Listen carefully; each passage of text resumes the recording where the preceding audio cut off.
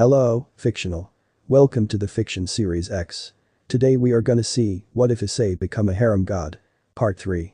If you end up liking this video, please consider subscribe, so without further ado, let's get into the video. You know, sometimes, I actually kind of forget that I'm famous. Just smile and wave Issei-sama. Smile and wave. Issei put on the best imitation of a smile that he could humanly muster, even as cameras and lights flashed in the night, with numerous wild comments, whispers and hushed conversations, traveling through the air like a hawk descending on an unsuspecting lamb. Haidu Issei is here. Oh my god, he actually showed up. This is unprecedented. The prodigy of the Orient makes a public appearance after so long. Issei could only feel his lower teeth grit against each other as a young man wielding a camera and taking pictures, and followed by a woman, barged into his vision, shoving a recorder into his mouth. Mr. Haidu. Mr. Haidu. Getty Lavender, Daily Petal. This is your first public appearance in over 6 years, not since the Osaka incident. Tell us, what brought about the sudden decision to come to the Queen's granddaughter's 16th birthday bash? I didn't know there was a bloody party, and I came to mortify the Queen and all of England. Now get that bloody camera out of my face before I ruin your life with digitally created pornography of you and a goat. I suppose I felt the need to stretch my legs a bit. I treasure the royal family, and I would not miss the event for the world. Idly, Issei wondered if he would get an Oscar nomination for the immaculate smile he had plastered on his face, and the fact that he had refrained himself from already doing something incredibly damning. That's quite lovely. But the people want to know, where has the prodigy of the Orient been hiding all this time? What has he been up to, and what is next for the youngest billionaire in the odd? Issei could only keep his face impassive, realizing it would be damning for him to smirk as he watched the woman's recorder short-circuit and burn out in her hand, just as the hefty camera began to spark wildly. There they are. Of course, he did smirk when the hapless woman was pinned to the ground by the security team, courtesy of an anonymous tip, which suggested that there were dangerous terrorists seeking to enter the party disguised as reporters and paparazzi, and that the security should be on the lookout for any malfunctions. Wait. This is a misunderstanding. I'm Getty Lavender. The sound of a taser hitting flesh had never been so satisfying. As such, Issei trotted into the palace, whistling a low jaunty tune, with his spirits most definitely lifted. There were different types of rich people, Issei noted. There existed the pretentious rich, the crazy rich, and the really crazy rich. The pretentious rich types were the one who found themselves in highbrow society, doing events like tea parties and formal gatherings, where people were expected to show proper manners, etiquette, and where gossip traveled from lip to lip. These types, unfortunately, often included royalty, or at least the royal family and all its connected friends and acquaintances. The crazy rich types were the ones who went out of their way to live the fullest life with their wealth. Private skiing, private yachting, or buying your private island and relaxing there for as long as you want. They spent their money their way, however they wanted to spend it, and they lived life to the fullest. Then, there existed the really crazy rich. Prince Amir just got here. In a golden Lamborghini. The wheels were plated with 24-karat diamonds. Oh. My.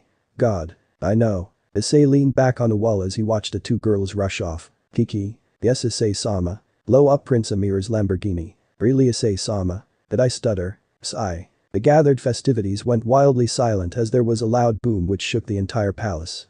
The chandeliers clinked against each other from the impact, and drinks and wines in glasses rippled from the resulting shockwave and impact. There was a loud, anguished scream of "Noo," which tore through the air. The people in the palace were gathered dignitaries, representatives of individuals of power and prestige, and people who were expected to be selfless altruistic leaders, so they did precisely what they would do whenever they, distinguished men and women as they were, heard a cry of anguish and sorrow. They completely ignored it. Was that necessary, Issei-sama? He shrugged, moving through the large hall as he made his way towards a table. It made me feel better. At someone else's expense. Oh, don't worry about Amir. He has 12 of those. That does not justify weight 12. He has 12 gold and diamond-plated Lamborghinis. 11 now. Issei said, left eye twitching as he looked at the tiny morsels of food on his plate. He's just angry because he was planning on sleeping with a princess in it. He has a weird thing for gold, princesses, and expensive cars. Huh? Issei sighed. Just because I feel that my heart is broken doesn't mean I'm any dumber, stupider, or needlessly more vindictive. Prince Amir is a certified playboy whose goal in life is to have sex with as many princesses as he can, but not marry them, essentially lessening her value in the eyes of any other suitor, should the tryst be discovered. His eyes then traced over to a window outside, where he could see a woman being pushed into a police car. Gertrude Lavender is Britain's very own real-life version of Rita Skeeter. She spins stories and makes the words you say sound as worse as possible, just to be able to sell more papers. She'll probably be released once they discover she's not a terrorist, but a day without bad news should be a good day indeed. There was a relative amount of silence. I'm sorry Issei-sama for thinking that you. Oh, no, I am very capable of causing indescribable amounts of chaos and anarchy for kicks and giggles, Issei corrected, but that doesn't mean I have to do it all the time.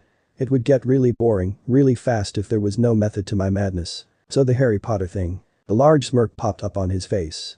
Now that was me pranking the entirety of England and probably making sure that book sales for the franchise go up. It was a good series. I wish Harry would have been more proactive and Dumbledore hadn't been as daft, but I liked it. It's probably one of the only stories in the world where you can do next to absolutely nothing and still get the girl. You mean the ginger? Issei nodded, a sagely look appearing on his face. Ah, Ronald Weasley, teach me your ways. Bring. Issei blinked before sighing. I was wondering when Ka-san was going to call. Hey, squirt. Issei coughed out the water he was drinking. Dad. Nomura Haidu hummed. You know, I think it's unfair that you always address your mother with Japanese and address me with English. What, no love for your Tusan? Issei rolled his eyes. It's more a matter of respect. Ouch. So my little Ice-chan doesn't respect his old man. Ice-chan's old man doesn't respect himself. Ooh. I see, this is your Oedipus complex acting out again, isn't it? Issei couldn't help the way his cheeks went red. I do not have an Oedipus complex. Hates his old man, but loves his mother, smiles like a loon whenever she rubs his head and leaps for her breasts as a means of comfort whenever he feels sad. Sounds familiar. Everyone knows you can play with your mother's breasts, but not your father's testicles. Quoting African proverbs isn't going to cut it this time, Ice-chan. Should I be worried that you'll try to off me in my sleep? Knowing you, I don't have to try. You'll probably either smother yourself with your own pillow or choke on your saliva. Ooh, it's a real treat when your 16-year-old jizz starts mouthing back at you. Issei's cheeks darkened. I've been in her deeper than you've ever been, old man. Are we talking about your mother or your virginity? Issei resisted the urge to grab his hair. At least I'm not the one smooching off his son's income. Oh, what's that? I'm sorry, I couldn't hear you over the sound of someone calling me daddy. Ah. Alright, old man, you win this round. This round? What's the score again, my boy? As if I'd ever keep count. 132 to what, 20? It's 30. You know damn well it's 30. Aw, Ice-chan is so cute when he becomes tsundere. Suck a cock, old man. Funny, that's exactly what your mom did this morning. She's your wife. Doesn't make it any less true. Issei groaned, palming his face as he moved away from the area he was in, which had numerous people giving him extremely odd looks. So, did you call just to mentally scar me with the realization that Ka-san performed fellatio, or is there something else you'd like to add? Your mother's gone out to get some groceries and she asked me, the responsible adult, to ensure that I remind you to use protection when with Irina, unless you're ready to have your own mouthy little squirt. Issei rubbed his face, a deep sigh escaping his lips. Dad, Irina didn't remember me. And? Issei growled. What do you mean and? She didn't remember me. She looked me straight in the face and couldn't place who I was or any of the memories we spent together. So? The scientist felt something in him snap. So my entire trip has been wasted. So I won't get to be with her. So there's nothing else for me here. There was a relative amount of silence on the phone. Then, the silence ended with loud, voracious laughter, the type that could not be faked, and the type that people gave when they felt they had heard the funniest joke in existence. Do you think this is funny, old man? The laughter continued for a full minute as Issei waited, stockpiling his anger. Oh gods, this isn't funny, Ice-chan, it's hilarious. What? He hissed. With all your super smarts, Issei, I almost forgot that you're still just a teenage boy underneath, no matter how much you try to hide it or act otherwise. Have you been drinking again? No. The voice came out sharp and devoid of all mirth. Issei, so your childhood crush forgot who you were. That's sad, but not unexpected. I've seen you grow since you were little, and you're no longer the boy who used to try and con girls into showing him their panties. Do you think that Irina would still be the girl who ran up and down promising to marry you when you grew older? No. He admitted, but at least, I thought she would remember me. And when she didn't remember, what did you do? No, don't tell me. I can already picture it.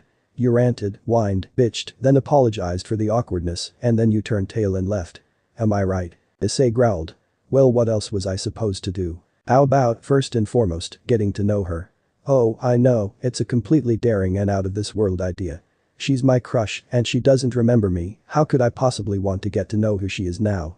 How could I dare entertain the idea of getting to know her anyway? Issei fell silent before murmuring.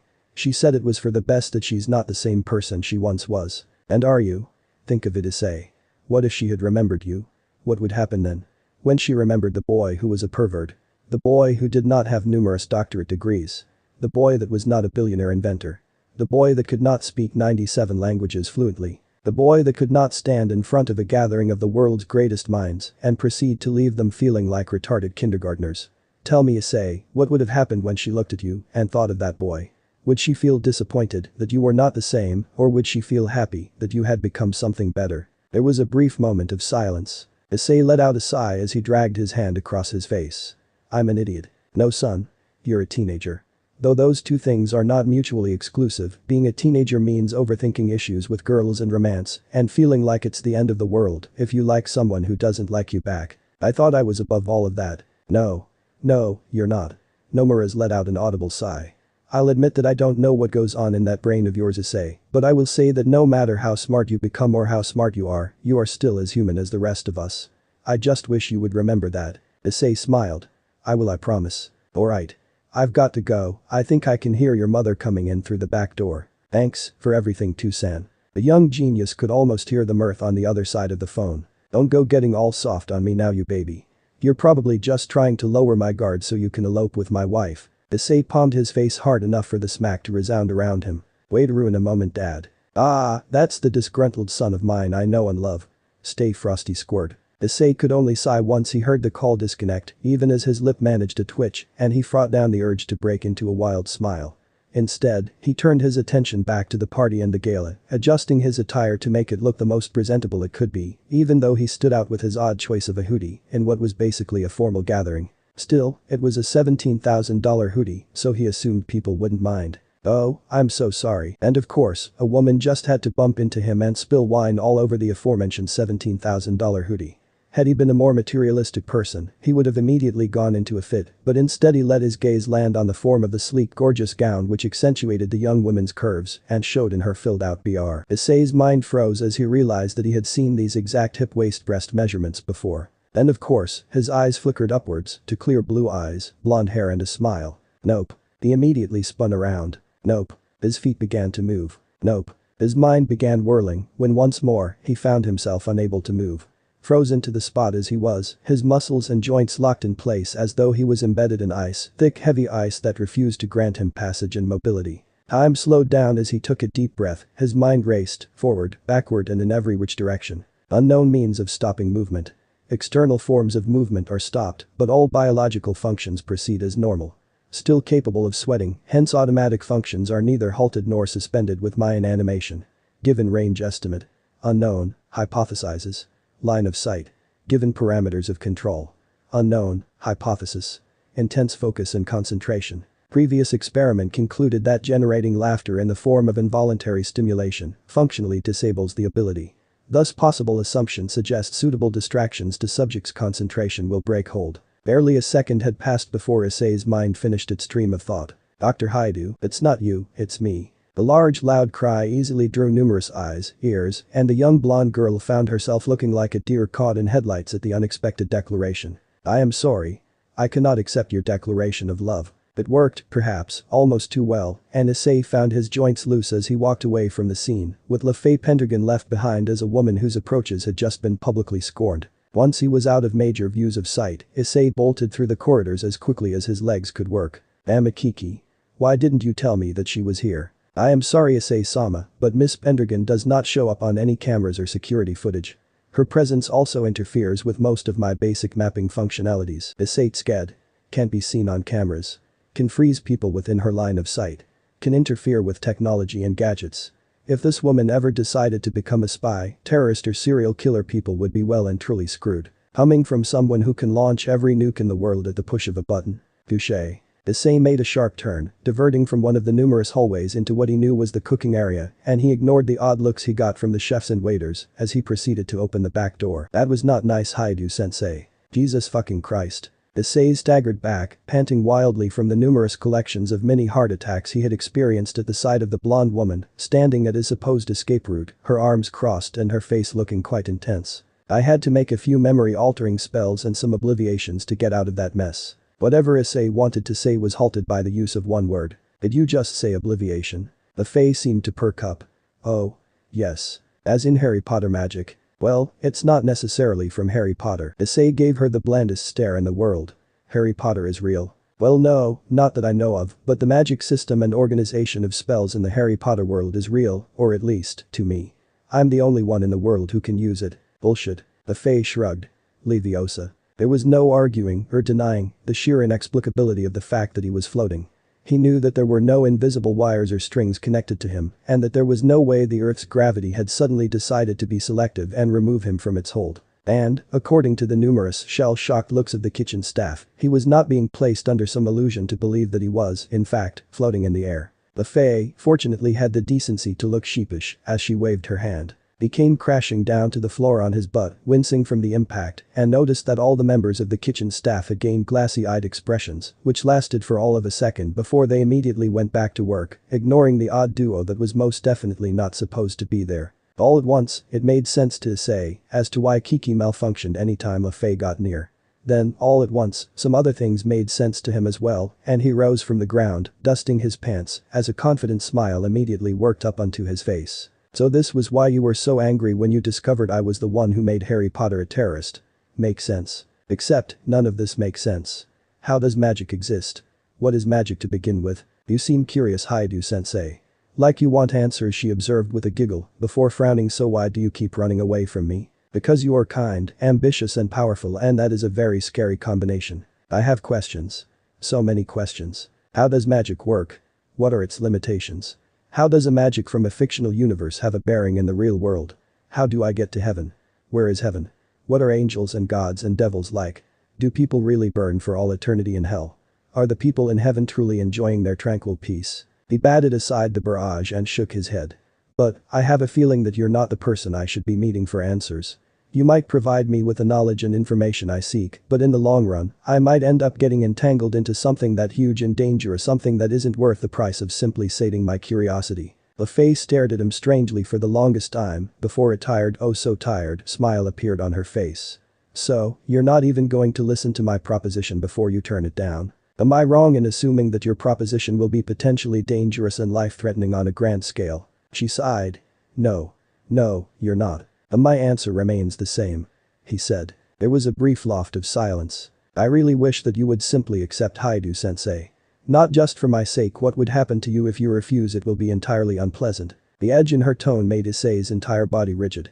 He was tense, and she as well could sense it. He managed to scoff. And you were wondering why I was running away from you? She smiled. I suppose it makes sense now. And for what it's worth, I am sorry. Red flag. Red flag. The weird hybrid of instinct and luck was the only thing that saved him as he spiraled out of the way of nothing, but instantly knew that he had dodged something when an unwitting chef that had been behind him had immediately frozen in place, reminiscent of the manner that he was often rendered immobile. The Fae, please don't do this. I'm usually a pacifist. I do not believe in violence to be the best course of action to resolve conflict, but when I do fight I am dangerous. He hissed out the last word with extreme stress. I think you're underestimating me if you believe I can be hurt by you, Haidu-sensei. No. No, he wasn't. The issue, however, was that she wouldn't believe him if he told her. He very much looked the part of a harmless 16-year-old civilian boy, one who had most likely never experienced any hardship or training, but with his mind and his inventions. Oh, God, his inventions. He could end the world at a push of a finger or at the utterance of a few words. What did that say about what he could do to people? The Fae, you are a cute girl, a nice girl, I really don't want to hurt you. She punched him. The entire world became a blur for Issei as pain shot throughout his entire form, resonating most strongly from his jaw. His lips pooled with blood at the realization that the unexpected uppercut had caused him to bite into his tongue. The haze of pain was immediately softened with the realization that he was airborne, flying, soaring through the skies, the Buckingham Palace below him looking like tiny specks of light. His rational mind told him that a punch strong enough to send him this high into the air should have snapped his neck and killed him on contact. He hadn't felt himself breaking through any ceilings whilst being sent airborne, but he could not tell if it was merely because the pain was overwhelming and he had numbed himself towards it, or if LaFay had pulled a teleporting uppercut. How cool is that? Bam and zap. Like cop, ow, I think I may have a concussion. Is there a doctor in the house? Oh, wait, I'm a doctor, yay. The non-concussed part of his mind, however, was riddled with questions. Had she gone to the palace because she realized he would be there, or had it been a mere coincidence? Well, their first meeting hadn't been a coincidence, so there was no way this one was. That of course brought up more issues. Why was LaFay so vehemently after him? What made him a person of interest in the supernatural? Was he like a prophet of the end times or something similar? He felt himself snag in midair, his ascension coming to an abrupt stop as something grabbed onto the hood of his hoodie and kept him there. He turned his attention upwards, finding the familiar blonde holding on to him, sitting on a flying broom. Uo-ish that an ambush fourth house hand. Or something-ish, are we going to catch a snitch now? He could barely make out the words without blood pouring out of his mouth, and he smiled at the woman on the broom, who was just staring at him sadly. You have nice legs, by the way. She sighed. I really wish we could have been friends, Haidu-sensei. But, you're a wild card in this world. You would become a powerhouse that the factions would pay attention to, sooner or later, especially when you unleash your sacred gear. Is that supposed to be a fancy name for my dick? She ignored him. Arthur Nai-sama is going to change the world. He needs all the power he can get to do it, and I will help him, even if it means getting the blood of the innocent on my hands. I will do anything to accomplish his dream. Oh. A bird. A plane. No, it's Superman. Superman. More like normal alien. Am I right? Right. Nerd joke, haha. She stared at him. Most people are not this talkative when hit with my confundus uppercut. Maybe that's because I'm just pretending to be out of it, so you'll unwittingly tell me the full details of whatever you have planned. Her eyes widened. So what exactly is a sacred gear, and what does it have to do with me? LaFay would honestly admit that she had not been expecting him to be pretending to be conquest. Still, she held the advantage, all the cards were perfectly in her favor, and all she had to do was to wave her hand and cast a sleeping SP. Too slow. He swung. There was the fact that she was holding on to him while sitting on a broom floating in the middle of the air, and she could bet her life on it that with all his knowledge of physics, the boy genius had not swung randomly. She found herself correct when she teetered off the broom and suddenly free-falling through the air. Oh, so we really are in the sky. I thought I was just hallucinating this. She grit her teeth. She needed him alive so as to ensure Arthur Nai-sama's plan of extracting and transferring the boosted gear from the boy to himself, which was a plan that should only come out should the boy in question refuse to join them. It was very much a join us or die situation, because the allegiance of the Red Dragon Emperor was not something that could be left up to fate or chance, or his own decision. Had the boosted gear landed up with some naive, young lad, then they would not have much to fear, but instead, it was in the possession of a young man who owned a tech empire and was essentially considered the smartest and most ambitious teenager in the world. He had accomplished impossible feats without the power of the boosted gear. What would he do with it? If the devils sunk their claws into him, he would reach ultimate class in weeks, and he would lead that race towards a revolution that would change the underworld. If the angels got him, the devils would become nervous because he was a figure that tilted the balance, and there was no doubt that he would become the world's greatest exorcist in days. If the fallen obtained him, they would have both the White and Red Dragon Emperors. Needless to say, the other factions would see it as an arms race, and the outcome would be clear.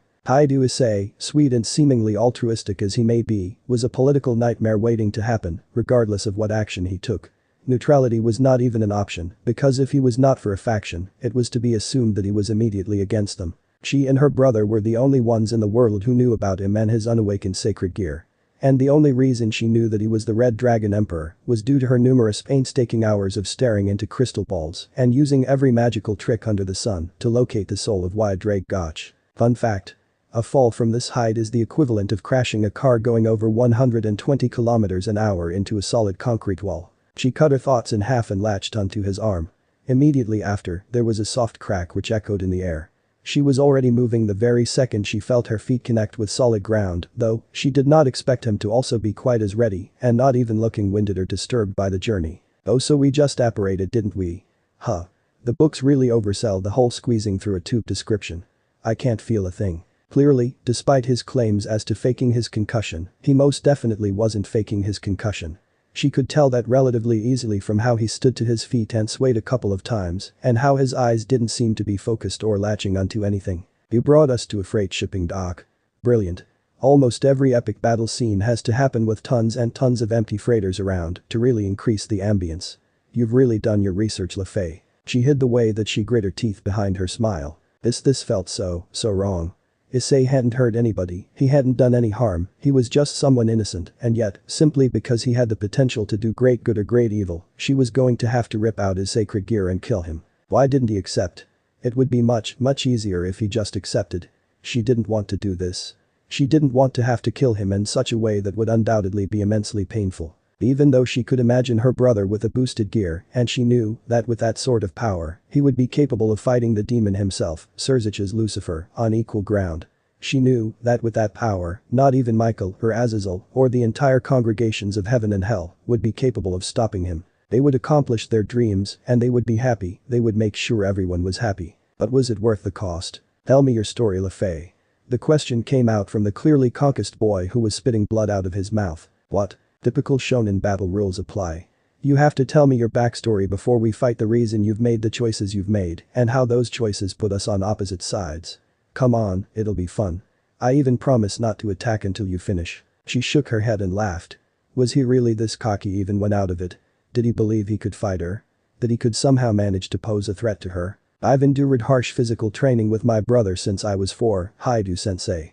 I don't really think there's much you can do to hurt me in a fight. Aha! He exclaimed, there, right there. The harsh physical training at such a young age. That's a good place to start with. Go on, tell me, what was the cause of that? Despite the surrealistic nature of the situation, she couldn't help but smile. Is that really what you want your final discussion to be about? My life. He shrugged. Well, I'd like to ask about the whole sacred gear thing, but I'm sure you're all clammed up and won't go into detail about it. I'd also like to ask why you want to kill me, but don't want me to die. Her eyes widened once more. Oh, come on, that's pretty obvious. If you wanted me to die, you'd just have let me fall to my death, but you didn't. You saved my hide, and yet, you still want to kill me. Which means, you need to kill me in a specific way, a ritual perhaps. She kept her face vacant. Ah, so it is a ritual. A ritual involving my sacred gear, as you called it. You said if I unleashed it, which means that it's something powerful or dangerous and you want to take it for one reason or the other. And I'm guessing taking it will kill me. He nodded his head sagely. Ah.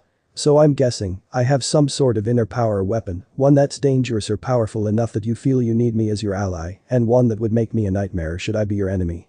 So you tried to recruit me, but failing that, you need to eliminate me and take this power for yourself or for your brother. She tried to smile, to hide the fact that she was inwardly disturbed as to how quickly he had pieced together the truth from tiny snippets of her words and from observing her actions. Issei might not have been dangerous in the traditional sense of power and brute might, but good gods, his mind was terrifying. I think the time for talking is done, Haidu-sensei. She took in a deep breath, feeling the magic swirl underneath her skin and, I'll help you. His 3 words threw her for a loop. What? He tilted his head. I said I'll help you. Help you out. Is there a problem with that? She struggled to find the words. Yes. But now I mean. Oh, your mind already willed itself to kill me and take whatever power I had. But that was because I didn't have any allegiance to you then. But if I'm on your side, tell me, would you still kill me anyway, take away the power of an ally in order to further your goals? Why risk putting faith in a wild card when you can have the winning hand? Is that what it is? That was exactly what it was. She knew it and he knew it too. The thought was already dancing in her mind, the realization that her brother with the power of the boosted gear could be trusted and was more reliable as Issei would be. She truly didn't know him, and although she felt he was a good person at heart, she would pick her brother over him in a heartbeat. Indecision and confusion welled up inside her, the conflict between doing what needed to be done and doing the right thing. There was no way to actually even confirm Issei's supposed loyalty and change of heart. Wouldn't it be better, wiser even, to just take away his sacred gear and be done with it? Wouldn't it be more merciful? No. Her mind roared back. That wasn't what she did, that was not how she did things. That wouldn't be fair to him, and she wondered if she would ever be able to look at herself in the mirror if she did that. So just like that, you'll join us? Accept my offer? Did I stutter earlier? She frowned. How can I be sure you'll keep your word? I don't lie. She remembered that, remembered him saying it, though she wasn't sure that he was being serious at the time. Even after I just tried to kill you? You're not the first person to have tried. Assassins, terrorists, hippies, government agents, prison inmates and hit squads have all tried their luck and failed. She stared at him. Being rich, famous and known to possess the abilities to build extraordinary things often puts you in the crosshairs of a lot of different people. That was rather informative. So, do you mind fixing me up? The concussion I got from your uppercut is just lessening, but it still hurt so bad. LaFay frowned, walking closer to the sitting boy to examine his injuries. Well, this was rather anticlimactic. She knelt before him, placing her hand on his chin, only to freeze when his palm snapped out and caught her wrist. What are you doing? He smiled. Helping you. She could not explain the weird sensation, nor could she put it into words. The manner in which her lips met a certain warmth, and her mouth was overfilled with a strong, ineffable taste, one that was overridden with blood, even as his tongue explored her and grasped around her own. Her eyes shot wide open, and she thrust out her hand on instinct, sending the boy rolling away from her in a telekinetic blast. Pervert. Why would he? How dare he? That was her first. Her fingers went up to her lips, trying to forget the sensation, yet failing horribly at it. Except, idly, she felt her lips go numb, and her fingers go numb, and then she felt her hand begin to also go numb, and realized that it was not just the shock of the surprise kiss that was causing it. Issei stood, dusting his scuffled and blood-stained hoodie as he let out a smile, one that sent alarm bells ringing in her head. What did you? I reorganized my body chemistry when I was younger to ensure maximum optimal functionality. I'm immune to illness, my food and metabolism digests and is distributed properly and efficiently, and likewise, it cut down on how long I need sleep.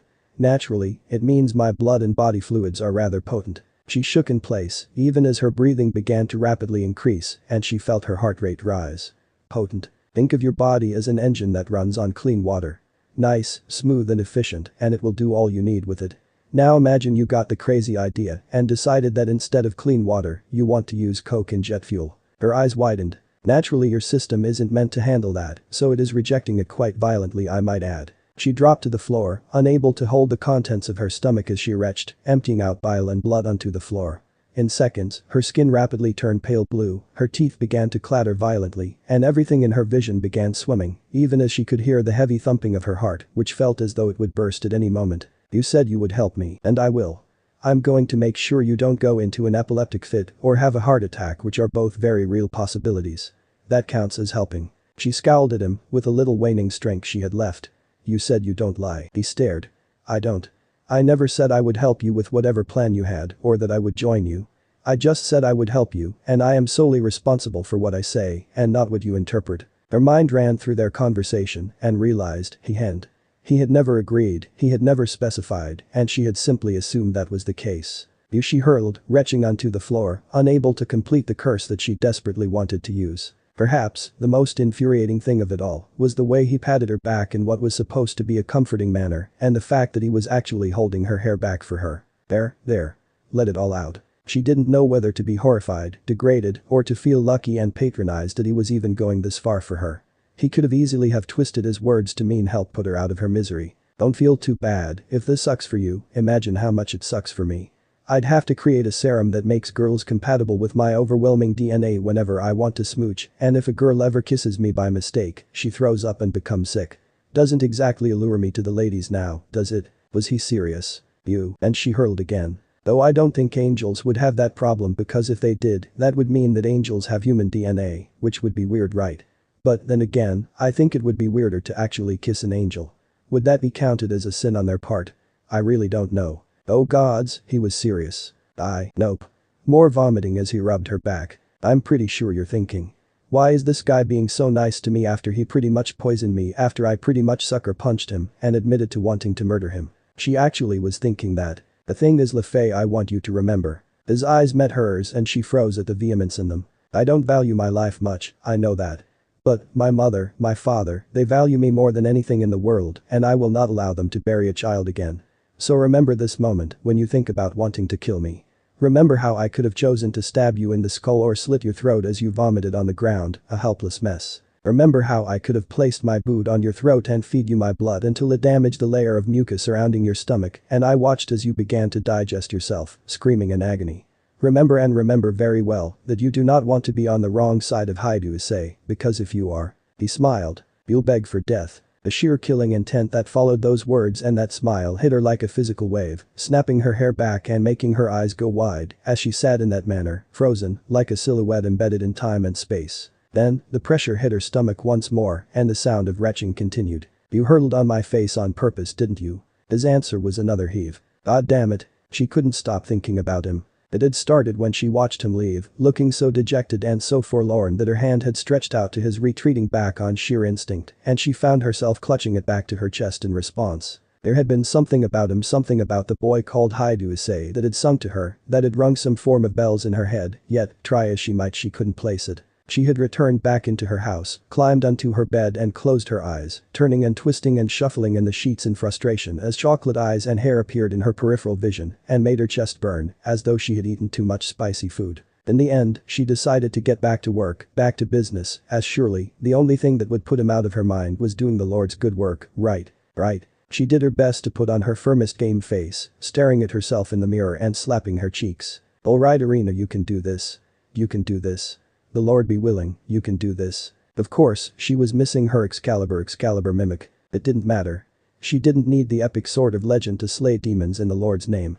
She was Irina Shidou, she was awesome enough without it. Alright Irina, no mulling about your maybe ruined innocence or your maybe lost chance at normality.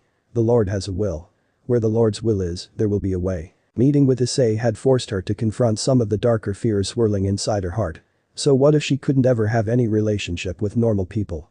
She would just have to find an awesome exorcist like her to marry. So what if she'd kill devils, men and women? Soldiers and cops often killed people too, and their loved ones didn't treat them any different for it. It wasn't like she was going to live this life of slaying evil until she aged and became unattractive and then was forgotten and never found true love and then died an old miserable lady with nothing but her 77 cats to keep her company. That could never happen. Right. She dove into her room and slammed her face back into her pillow. I need to start working on cat names. But it wasn't like she couldn't eventually find love and settle right. She was attractive enough, wasn't she? Also, she was sure she'd make a very badass cat lady with her martial arts skills. Maybe she'd adopt a few daughters, spin some story about being a super cool and sexy secret agent in her youth, and have her own Charlie's Angel-style daughters organization. Yeah. She was certain she'd be badass as an old woman. Like those wise and elegant old female kung fu masters in the movies. No one ever asked them about their possible love lives. Why exactly did she care about all of this again? Brown hair and sad eyes flickered in her vision, and she winced. Oh. That was why. She wasn't stupid, a little bit slightly airy at times, but not stupid. She saw the way he looked at her. Then there was the fact that he had traveled halfway across the world just to meet her, someone he hadn't seen in years. For nothing. Irina shook her head as she arose from her bed. Well, maybe she could do something to change that. To rectify it. She had gone and said that it was for the best and he was a civilian, someone who really should not mess with people that had stakes in the supernatural without good reason. But would it hurt just to get his number? Would it hurt to collect his email address? Would it be wrong to let him know that his entire trip wasn't in vain? Or would that be leading him on?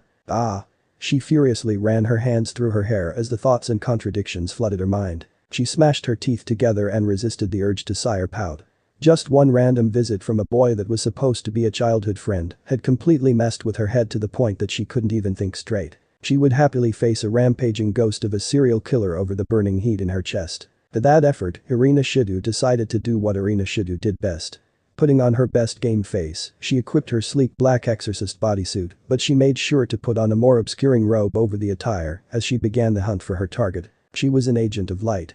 That meant removing darkness wherever it was found, be it in the streets, stalking the nights, or be it in the hearts and minds of men and women. And of eerily attractive maybe but not chocolate-eyed childhood friends. Earlier, Arthur Pendragon knew not whether he should consider it luck or a matter of mere palpability that one of the Excalibur fragments would eventually be found in the home of the royal family itself. Entry was ne'er a problem between his sister's firm grasp of magic and his possession of Excalibur Transparency and Excalibur Nightmare. He trotted into the event as though he was merely another fanciful team guest there for the soiree. However unfortunate, every great plan came with some unexpected turmoil. The unawakened Red Dragon Emperor was present at the event. LeFay had insisted on being the one to confront him, and his eyebrow rose slightly at the sentiment. I do say is not a man to be easily underestimated, sister. I believe you don't give me much credit, Nai-sama. That was her problem, he noted. LeFay was eager to prove herself. Eager to please. Too eager. He was certain that if he asked her to jump, she would leap her foot of the ground and defy gravity to stay suspended until he mentioned that she could land. I have told you before. You do not have anything to prove to me, sister. She pouted at him. You say that now, but you don't believe I can handle a simple civilian. Arthur's gaze flickered over to the unassuming form of the boy who was currently on a call. He looked ordinary, mediocre, so easy to approach, someone who was not at all a worry or a threat. Yet, no matter how he stared at the seemingly plain human boy, Arthur was wary. There was a shiver that ran through his spine on observing the boy. An instinct, born and bred from either battle or common sense, which screamed to him that the boy was dangerous, that his entire form was dangerous, and the alarm bells rung heavily in his mind that it would be wise to steer clear from him. It was as though the boy's very soul was a weapon of mass destruction. That it was a bomb primed and ready, and unleashing it upon the world, unleashing the fiery destruction, would bring about an apocalypse from which not even death could escape. Thus be sure to be cautious around him. His unassuming nature, it is not normal. His sister had given him a strange look, one which he returned with a weak smile and an even weaker shrug. I have a sense about these things. I'll be fine, Nai-sama. You worry too much. He watched as his sister depart, the odd feeling about that boy still resonating strangely within him, before he shrugged it off. For now, he was more focused on finding the Excalibur fragment located in the palace. He would trust in his sister because he knew that she was perfectly capable of "It's not you, it's me." Arthur could not help the palm that had slowly moved up to cover his face. "I am sorry. I cannot accept your declaration of love." He tried his best not to laugh or smile, he really did, but he couldn't help it. The madness of the action as Issei stormed out of the scene, very well creating what had looked and sounded like a public rejection. She had silently and cautiously walked back to him, now wary of the numerous eyes on her form. "Should I chase after the man who broke my sister's heart?" She gave him a glare and he brought his hands up peacefully. Oh dear, perhaps it was the wrong time to make a joke. He never could get the nuances of comedy down. "I take it you've erased the scene then?" Of course she had. Arthur let himself smile as he noticed that the guests seemed to be moving in a slight haze, all of them under the effects of the spell that could remove memories. "I'm going after him." Arthur's eyes widened. "Lefay, I think it would be best if..." Too late. She was gone. Apparition was her method of exit, and the young heir of King Arthur let out a muffled sigh underneath his breath. Would it be pertinent of him to chase after his sister and ensure her safety? No. She was eager to prove herself to him, to prove that she was not a liability, and no matter what he said to assure her that it was not the case, she did not believe it. Chasing after her would only send the message further that he did not trust her judgment and he did not believe her capable. Instead, Arthur merely moved along the crowd, his goal of finding the Excalibur at the forefront of his mind. It would be best to complete the task he had set out to do and trust that Lefay would be able to complete hers. He snorted at the security measures put in place, with mere men and guns, thinking that they provided some sort of actual protection against the royal family. Should he choose to, he could, in that moment, completely end the royal bloodline, with no one ever being the wiser. Even the few guards he spotted that were clearly guards of one sort or another from the Orthodox churches would hold ne'er a threat to him. However, needless bloodshed was neither his goal nor his purpose. No. He would gain the swords first, and then afterwards, would the change begin. He stalked down the corridors, Excalibur transparency being his tool of choice in remaining invisible, as the rest of his senses drew him closer to the direction of where the second to last Excalibur he required was. Strange, Arthur noted, when he could feel the power of the holy sword coming from a direction that was away from the party, away from the noise and chatter, and slightly more extravagant and secluded. Her Majesty's private quarters. For what possible reason would the sword be in the room of the Queen herself? Still, Arthur paid this no heed as he began to approach the room. However, he stopped slightly upon hearing the sound of singing. "Apu, Sutepu, Giantpu Doru Daru Doran, Chipu Shirapu Hoyapu Ipearaman." He stopped. The last male heir to Arthur Pendragon stopped cold and placed his pinky finger into his ear to ensure he was hearing correctly. To ensure, with all certainty, that he was, indeed, hearing Japanese music coming from the Queen of England's private quarters. "Apu, Sutepu, Giantpu Doru Daru Doran, Chipu Shirapu Hoyapu Naratai Tashi." Tentatively, Arthur whipped out Excalibur transparency, the sword's power covering his form as he knocked the two guards in black suits out cold with swift blunt strikes of the pommel. Then, and only then, did he dare open the door. What in all the bloody hell? There was a large screen television, clearly displaying what could only have been a Japanese animation of a magical girl of all things, and the Queen seemed to be watching it. "Oh. Looks like we've got a guest Betty." Arthur's eyes strayed over to the sound of the voice, only to freeze solid at the sight of the attractive girl in a short pink skirt and revealing top, twirling around a heart-shaped wand. Were you invisible? This had not been in his calculations. The Queen of England watches magical girl and I'm with the Satan Leviathan. This had been in no one's calculations. Issei hated easy mode. He felt it was patronizing. Insulting. A mockery of the very heart and soul and concept of gaming. It was the developer's way of saying, "Hey pal, we know you are not capable of handling this method of entertainment at the standard level designed, so let's make things easier for you to enjoy." It was a genuine travesty, created for all those so-called casual gamers who merely wanted to enjoy a good story without working hard to do so. No, when Issei played anything, everything, he played it with the difficulty set on insane. Perhaps, oftentimes, he set the difficulty to higher than insane. There was no point in doing it otherwise, no challenge in feeling satisfaction and accomplishment in beating it at anything lower. It would be like finding accomplishment in putting a square peg into a square hole before a kindergartner could do it. Unfortunately for Issei, his life was constantly set on easy mode and he had to manually readjust it all the time. Even then, his manual readjustments did not quite particularly reach the level of insane difficulty, or at least, his parents wouldn't let him do it. "No Issei-kun, you cannot make yourself blind for the entire month." What was that squirt? "You want to cut off your arms for a week? Who do you think'll fetch the remote if you don't have arms?" Request declined. "You want to make yourself go deaf? I won't give you another excuse to avoid coming upstairs for dinner Issei-kun. Yeah, so an experiment to remove your legs." So, what, I'm the one supposed to go get groceries when you can't walk? Nice try, kiddo. The young man transformed back from that magic right this instant. In hindsight, maybe that last one had been overkill. Regardless, it wasn't that Issei was an adrenaline junkie, nor was he someone who gained massive amount of thrills from doing ludicrous and absolutely insane feats. It was rather that if he did not place some form of extraordinary limit on himself, everything became too easy. His life was the equivalent of waking up in the starting town in a Pokemon game with a level 100 shiny Arceus and proceeding through the first route, brutally slaughtering his way through the hapless level 1 to 4 Pokemon in the tall grass, and then proceeding to the gyms, where he would very kindly ask the gym leaders to bend the fuck over so they could be screwed in the ass. No amount of logic would be able to convince him that this was a good thing. Significant amounts of common sense and logic would tell him that the lack of a challenge should be a good thing and that deliberately attempting to make things get harder was a horrendous idea. And again, humans were not meant to be logical creatures. They did not evolve to be able to realize the benefits of logical reasoning and how it would make their lives easier. If anything, it was quite the opposite. Humans tended to rely more on emotions and irrationality to make key decisions, and seeing as how several hundreds of thousands of years of evolution had passed with this key nature, it only made sense that it was to be the norm. What are you doing? Where are we going? Issei was pretty sure that if the average Fred and Barney of the caveman times were to hear rustling of tree leaves in the dark, their first instinct would be to flee from any possible predators that could be lying in wait. Though the more rational explanation would easily be that the wind was what caused the rustling, they were not going to risk their survival and their lives on what was supposed to be rational. Woman, I dare you to throw up on me one more time. In that sense, it was not so surprising that the average 21st century man would find themselves also abandoning logic in exchange for one other value or another.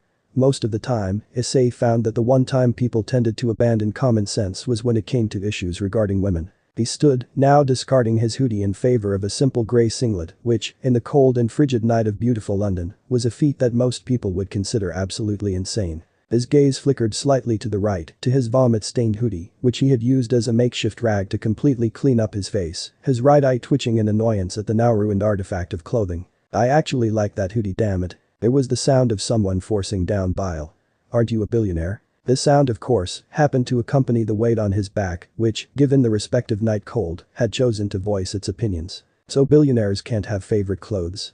Someone failed to give me the memo. Truly, Issei marveled at the spectacular situation he found himself in.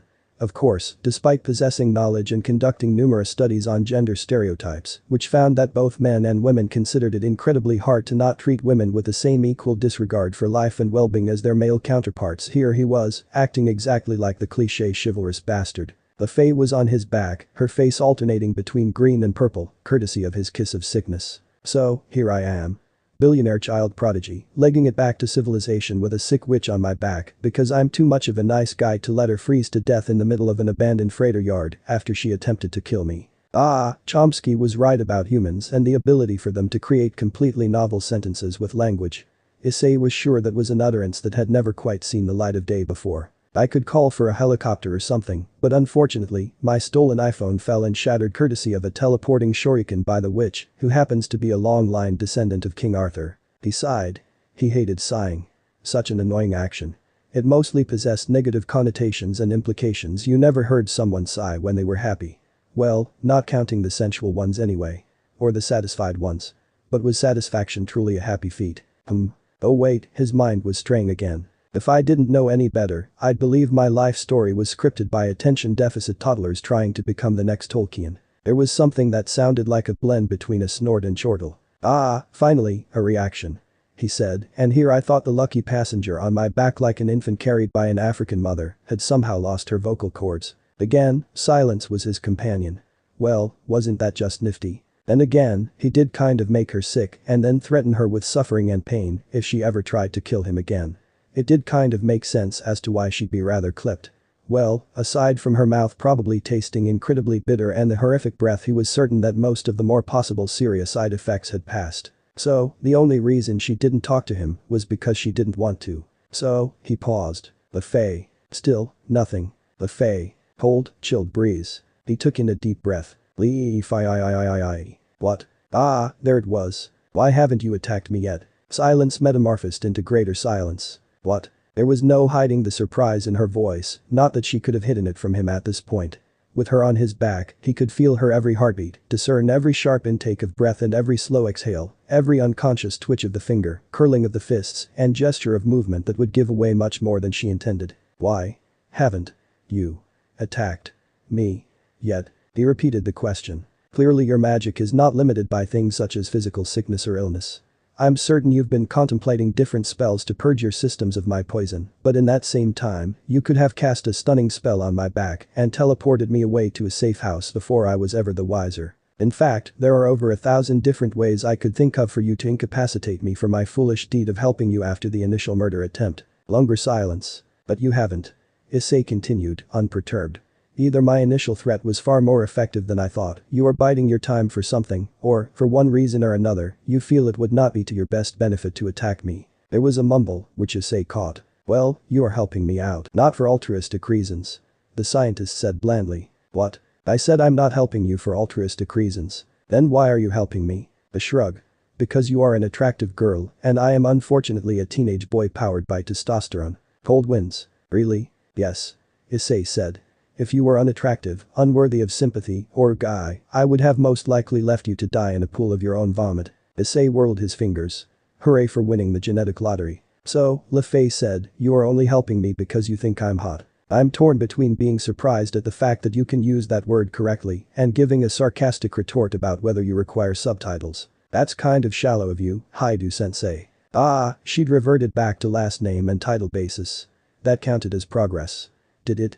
Probably. Well, pardon me, next time I will attempt to be less superficial when determining the fates of my would-be assassins. You just admitted that the only reason I'm still alive is because you think I am attractive. Actually, you're also alive because I feel you're worthy of my sympathy. Well, that might have been the wrong thing to say. The respective weight that had been on his back vanished, and the loss of weight was accompanied with a sharp push that nearly sent him sprawling to the floor had he not regained his sense of balance and come to a skidding halt. Le Fay was staring at him now, snarling, her brows were contorted, her nose was scrunched up in a manner that allowed Issei to take note of every single fold and furrow, and her pose was instantly morphed into one that was ready for combat. Really? Do you seriously want to do this again? Worthy of your sympathy? She snarled. Sure, it sounds a bit condescending, and the sparks began to fly. Literally too. Wasn't she supposed to require one to start sending those multicolored beams of light at him? Then again, she hadn't required one to perform any of the deeds so far. You know, Issei said, dodging a rather nasty-looking red beam. How is it he swirled around a blue beam, that your attacks aren't? He dodged an orange and yellow one moving faster. And judging by the way the beams increased in fury, she most likely assumed that he was insulting her again. Sigh, all he was trying to point out was the fact that magic spells should theoretically have no mass, unless the beams were somehow solid, and hence, objects with no mass whatsoever should theoretically be capable of traveling at sublight speeds. Yet, the spells moved with the same speed as an athletic teenager tossing a baseball.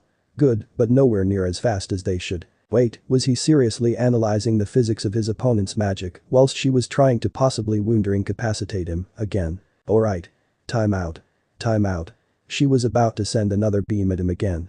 If you shoot me one more time, I'll assume lethal intent and you will not find the outcome favorable. Thankfully, the memory of the threat he'd given her was enough to make her hesitate. As I made it clear when we first met, I don't lie.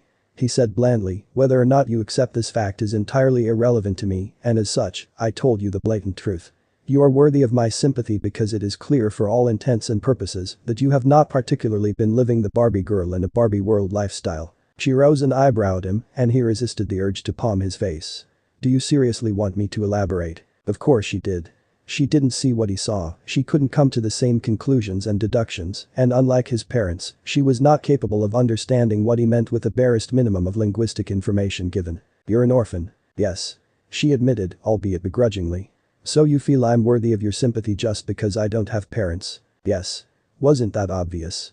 Without a suitable parental figure in your life to knock some sense into you, you go around seducing scientists and following your older brother like a tiny yellow minion, trying to complete some deluded plan for world domination. It's not deluded. Ah, so you do have a plan for world domination. The girl seemed to immediately realize her slip and she clammed up. Look, by virtue of it being a plan for world domination, it is deluded. Issei explained slowly. It is more likely and more statistically feasible that you or your brother are blindsided by an unforeseen circumstance which was not in your master plan that ultimately leads to your failure than it is for any ridiculous plan you've cooked up to succeed. He paused. Actually, it is also far more likely for you to win the lottery, be invited to a threesome with Chris Hemsworth and Joe Jonas, and then be struck to death by lightning in that same day, than it is for you to take over the world.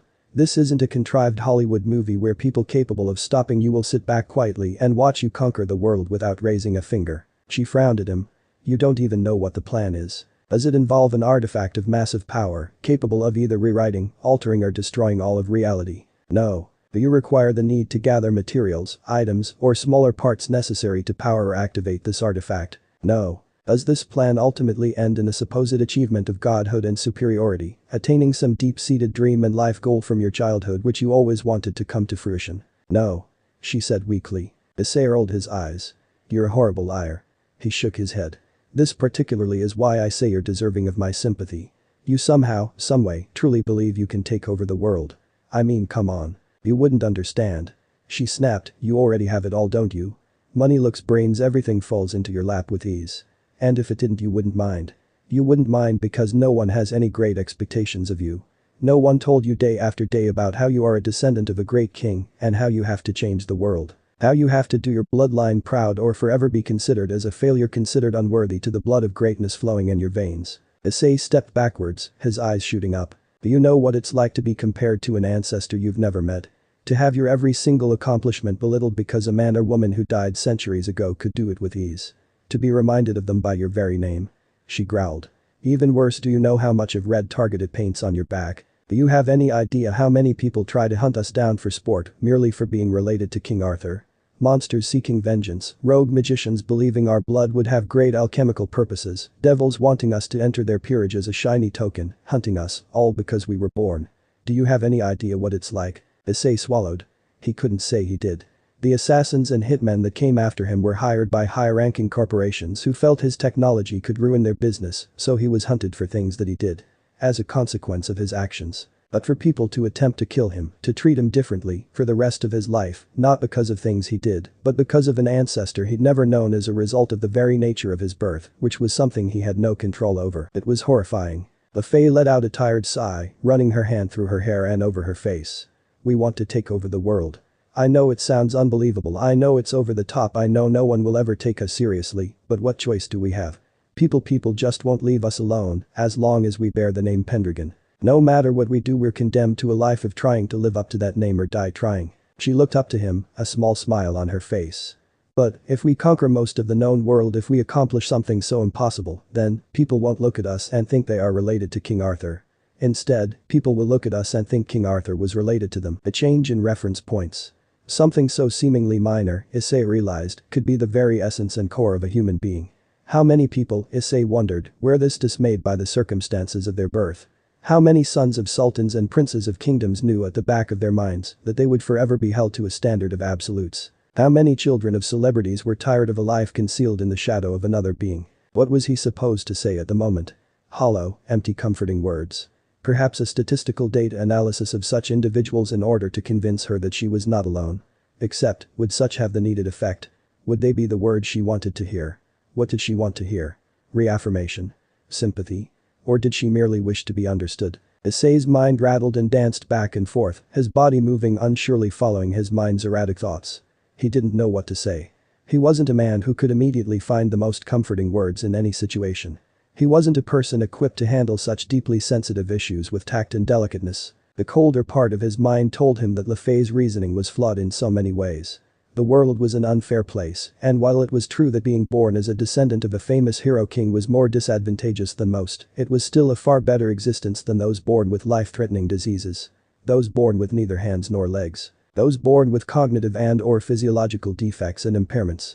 Those born to abusive parents and households, forced to endure horrific dehumanizing fates in quiet silence.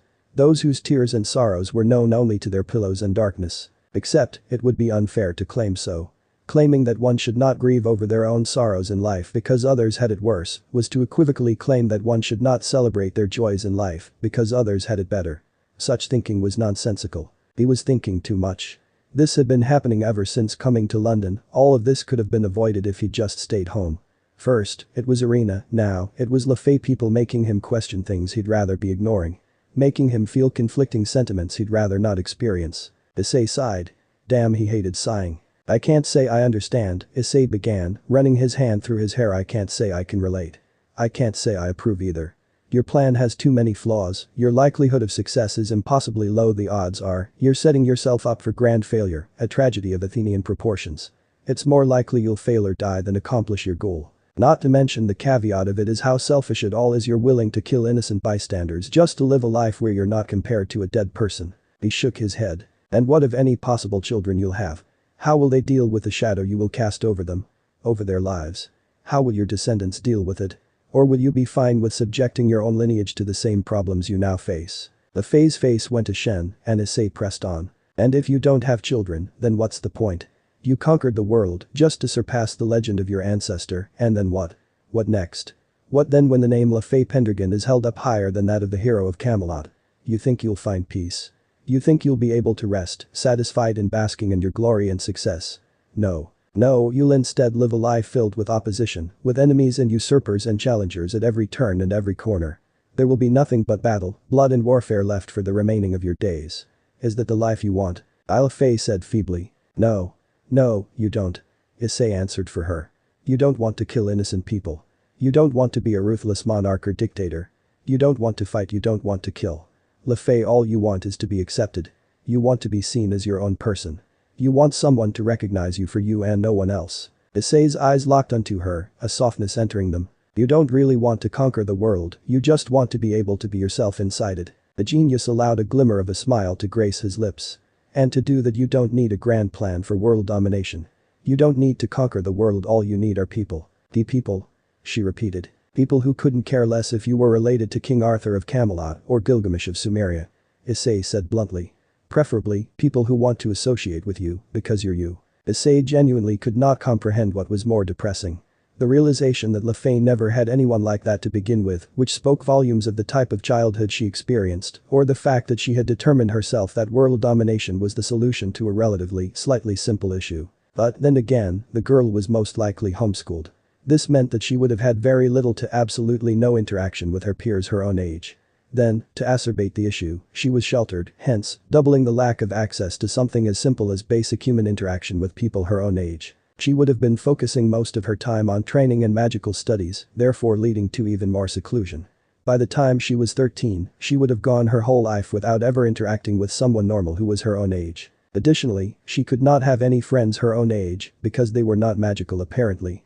If it was truly as she said, and devils and monsters flocked to her because of her name, it would be dangerous for any friends she kept, as they would most likely be used as hostages to draw or lull her out. Alternatively, they would never have been allowed to come close to her in the first place because they did not have any supernatural connection. It reminded Issei of a thesis paper he once wrote on the psychoanalysis of Rapunzel from Tangled. Logically speaking, a girl locked up in a tower all her life, having grown with neither human interaction nor the learned acquired knowledge of the outside world, should have, realistically, been killed the second she came into contact with the medieval society of the world she inhabited. Or at the very least, she should have developed massive dependency issues on the one woman she interacted with for years. Humans were social creatures for a very good reason. You couldn't lock someone up in a room for years and bring them out and expect them to function normally in society. There would be communication problems, social awkwardness, lack of ability to understand contextual clues, develop slangs and jargons, and personality disorders would most certainly appear. It was the equivalent of putting a man in solitary confinement for 18 years, with only the jailer visiting him, and then expecting the man to leave with nothing but a smile on his face and an eager desire to explore the world he'd been missing. Not feasible. The cold night winds of London made Issei shudder slightly, rubbing his shoulders before turning his attention back to his sole nighttime companion, remembering the technique she had used to bring them to this place. You like Harry Potter, don't you? The girl looked up, her face immediately beaming. Yes. Have you ever been to a Harry Potter convention before? She blinked. No. Issei nodded. Now, imagine going to one. Go to one, and then turn around and talk to a random stranger, greet them, tell them your name is Lafay Pendragon. How do you think they'll react? I don't know. They'll think you're lying and call you on your bullshit. Issei said dryly. Or, they'll think you're into roleplay. The face snickered. Really? If you tell them you're Arthur's descendant, they'll think you're really into roleplay. He added.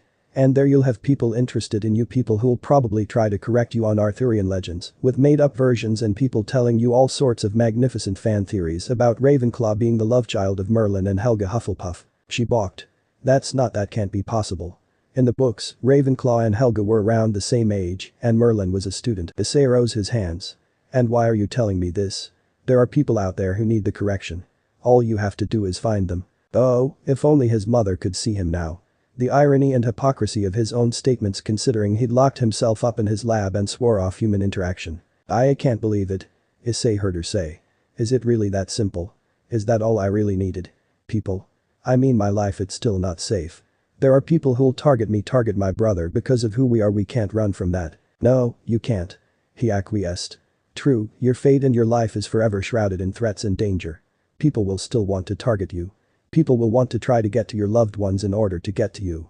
You didn't choose this life, no one chooses to be born or the circumstances that follow their lives after birth. Some people are born in the finest hospitals in the world and others are born in the backseat of a taxi in 3-mile-long traffic. The difference is, you can decide where you go from there. You could, but only to an extent, Issei thought.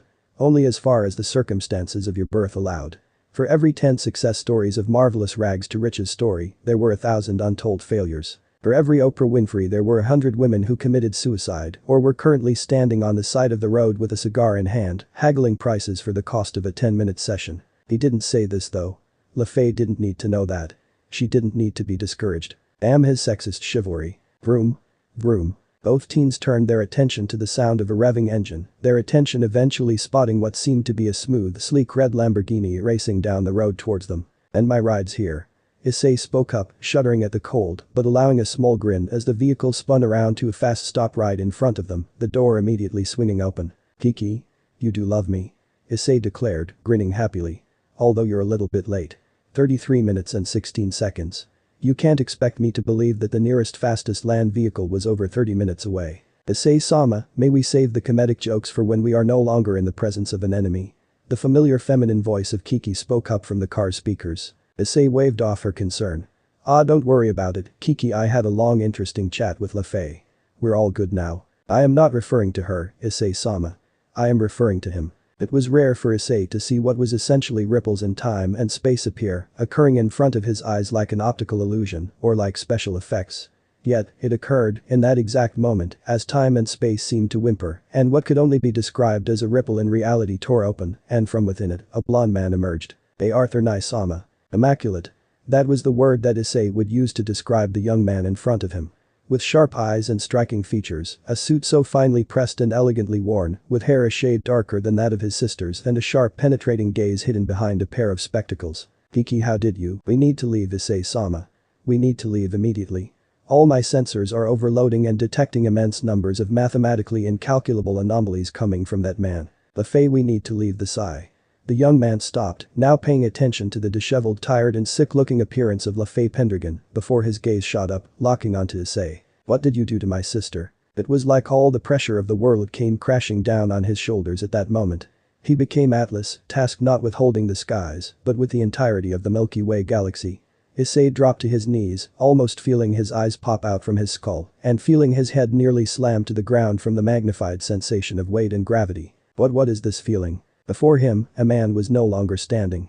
Instead, Issei could only raise his head enough to see the dark form of a shadowed wraith, some form of beast. It completely covered the man's form and made his eyes glow with the eerie sensation freshly cooled corpses. Faster than the scientist's eyes could track, there was a sword in the man's hand, a blade that felt intrinsically wrong, a blade that seemed to have reality itself screeching as it seemed to obey its every command and instruction. Excalibur ruler Dstr. Nai-sama, stop. A bead of sweat fell from Issei's brow.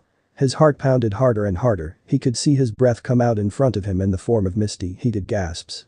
He was made acutely aware of all the blood rushing in his system at that moment, and yet he still found himself paralyzed, unable to move an inch. Kiki attempted to swoop him to his safety, a failed attempt. The monster of a man, he swung his blade, and the Lamborghini was sliced into 8 identical pieces. Issei only saw the blade swung once. He knew not how a blade swung one time could do that. He didn't know how a man that was supposedly a mere human could slice apart a car with a sword so effortlessly. This was considered weaker than the legends of King Arthur. What sort of monster was Arthur of Camelot? What sort of monsters are in this world? We don't need to kill him, Nai-sama. We LaFay turned to him, her lips pursed as she bit on them. Let's just take his sacred gear. We don't need to kill him pointlessly. Issei's head shot up, his chest burned as he stared at her, his ears unable to believe what he was hearing. We don't have much time.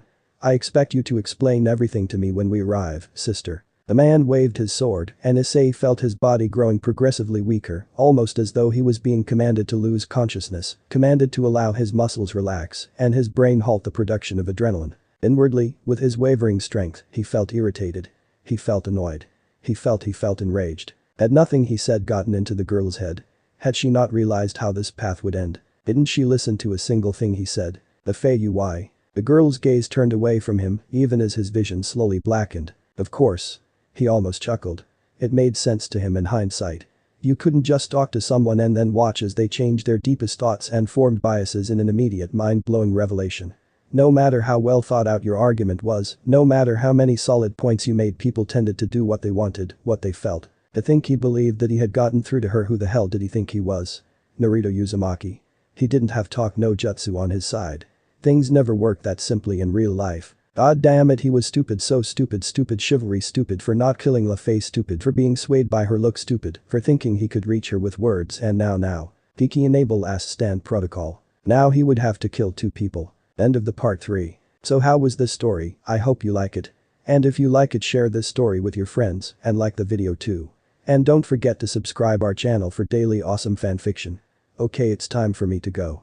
Bye bye.